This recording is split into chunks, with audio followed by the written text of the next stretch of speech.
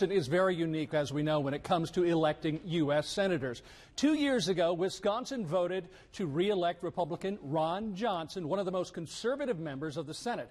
Johnson won 56 of the 72 counties shown in red here, including the Republican-leaning Fox Valley area from Winnebago up to Door County. Now, this time around, incumbent Tammy Baldwin won 29 counties. Now, she's one of the most liberal senators and won just those 29 counties. Keep in mind, though, that many of the red counties won by Leah Vukmir have smaller populations in voting. Now, what's important are the 13 other counties. These are the counties that were flipped from by Baldwin from 2 years ago. Specifically, here in the Fox Valley, once again, Winnebago, Outagamie, Brown, and Door County. They all switched.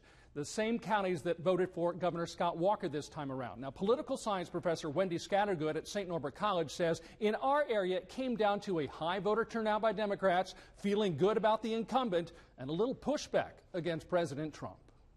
People in Wisconsin are pretty good at that, actually, of saying, okay, this is what's going on in the state and this is what we want here versus this is what's going on nationally, and separating that in terms of their vote choice. A lot of that has to do with turnout.